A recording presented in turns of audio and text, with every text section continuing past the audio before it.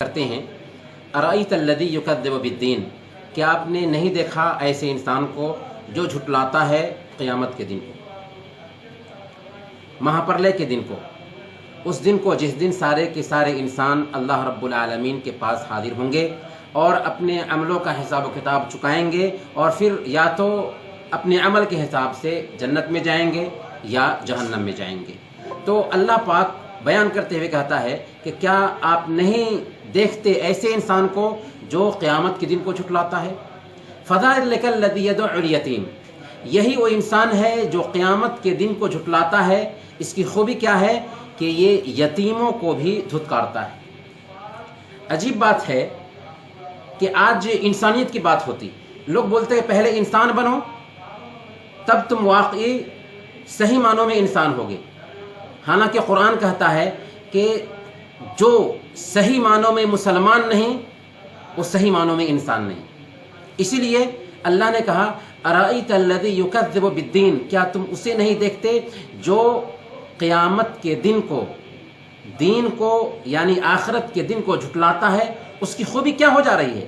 یعنی آخرت کو جھٹلانے کی وجہ سے اس کے اندر عیب کیا پیدا ہو رہا ہے؟ فذلک الذی یدع الیتیم، یہی وہ انسان ہے جو یتیموں کو دھکے دیتا ہے، یتیموں کا خیال نہیں کرتا، یتیموں کو ستاتا ہے، یتیموں کا حق ادا نہیں کرتا۔ گویا کہ جو انسان بھی اللہ کے اس عقیدے پہ ایمان رکھے گا کہ ایک دن ہمیں اللہ کے پاس میں حاضر ہونا ہے اور اپنے عملوں کا حساب و کتاب چکانا ہے، ایسا انسان ضرور انسانوں کے ساتھ میں اچھا معاملہ کرے گا، ایسا انسان مانو کے ہیت میں کام کرے گا۔ اس لیے اللہ پاک نے بیان فرمایا کہ جو لوگ آخرت کے دن کو جھٹلاتے ہیں ان کے اندر سوارتھ آ جاتا ہے، ان کے اندر اپنی پسند کی باتیں ہوتی ہیں، وہ دوسروں کے فائدہ کے لیے نہیں جیتے بلکہ اپنے فائدہ کے لیے جیتے ہیں۔ چنانچہ اس کے اندر پہلی جو کمی آ جاتی ہے وہ یہ ہے کہ وہ یتیموں کو دھتکارتا ہے، یتیموں کا خیال نہیں کرتا۔ ولا یحض علی طعام المسکین، دوسری کمی اس کے اندر یہ پیدا ہوتی ہے کہ غریبوں، یتیموں کو کھلانے پر نہیں ابھارتا۔ یتیموں کو ایک ہے کھلانے پر ابھارنا اور ایک ہے کھلانا۔ جو آدمی کھلانے پر نہیں ابھارتا ہے کیا وہ کھلائے گا؟ نہیں۔ گویا کہ نہ تو وہ یتیموں کو کھلاتا ہے کھانا اور نہ ہی کھانا کھلانے پر ابھارتا ہے۔ گویا کہ جس کسی انسان کے اندر اللہ پر ایمان ہوگا، آخرت پر ایمان ہوگا، وہی انسان اصل میں یتیموں کا خیال رکھے گا، وہی انسان مسکین کو کھانا کھلائے گا، یعنی اصل مانوتا اسی انسان کے اندر آئے گی۔ اس کے بعد اللہ پاک نے ایک دوسرا میسج بیان فرمایا، وہ ہے فویل للمصلین، تباہی ہے، بربادی ہے ان نمازیوں کے لیے۔ تباہی کس کے لیے کہی جا رہی ہے؟ نمازیوں کے لیے۔ نمازیوں کے لیے تباہی ہے، بربادی ہے۔ کون سے نمازی؟ الذین هم عن صلاتهم ساہون، جو اپنی نمازوں میں غفلت برتتے ہیں۔ یعنی جو نمازی اپنی نمازوں میں غفلت برتتے ہیں، نمازوں کا حق ادا نہیں کرتے، ٹال مٹول کر پڑھتے ہیں، وقت سے بے وقت کرتے ہیں، نماز میں گئے لیکن نماز سے باہر ہو جاتے ہیں، نماز کا حق ادا نہیں کرتے، نماز سے غفلت برتتے ہیں، ایسے لوگوں کے لیے ہلاکت ہے، تباہی ہے، بربادی ہے۔ ویل کا ایک معنی تو ہلاکت اور بربادی کے ہیں، اور ویل جہنم کی ایک وادی کا بھی نام ہے۔ گویا کہ وہ نمازی جو نماز کا حق ادا نہیں کرتے، صحیح طریقے سے نماز نہیں ادا کرتے، ان کے لیے کیا ہے؟ ویل نامی جہنم کا گڈھا ہے، یا ان کے لیے تباہی اور بربادی ہے۔ یہاں پر تباہی کی بات ایسے لوگوں کے لیے نہیں کہی جا رہی ہے جو سرے سے نماز ہی نہیں پڑھتے، بلکہ نماز تو پڑھتے ہیں لیکن نماز کا حق ادا نہیں کرتے۔ اس لیے ضروری ہے کہ ایک انسان نماز پڑھنے کے ساتھ ساتھ نماز کا حق بھی ادا کرے، یعنی نماز میں جائے تو اس کے اندر یہ احساس ہو کہ گویا کہ ہم اللہ کو دیکھ رہے ہیں۔ اگر اتنا احساس نہیں پیدا ہو رہا ہے تو کم سے کم یہ سوچے کہ اللہ تعالی ہم کو دیکھ رہا ہے، یہی ہے احسان۔ تو فویل للمصلین، ہلاکت ہے، بربادی ہے ان نمازیوں کے لیے جو نماز میں غفلت برتتے ہیں۔ الذین هم یراؤون، نماز میں غفلت برتنے اور نماز کا حق ادا نہ کرنے کی وجہ سے ان کے اندر ایک خرابی یہ بھی آ جاتی ہے کہ وہ دکھلاوا کرتے ہیں، دوسروں کو دکھلا کر کے کوئی کام کرتے ہیں، یا نماز بھی پڑھتے ہیں تو دکھلانے کے لیے تاکہ لوگ ہماری تعریف کریں، یعنی کوئی بھی کام کیا تو مقصد ہوتا ہے کہ لوگ ہماری تعریف کریں، اور اگر ہمارے کسی نیک عمل میں دکھلاوا آ گیا تو وہ عمل ہمارے چہرے پر مار دیا جاتا ہے۔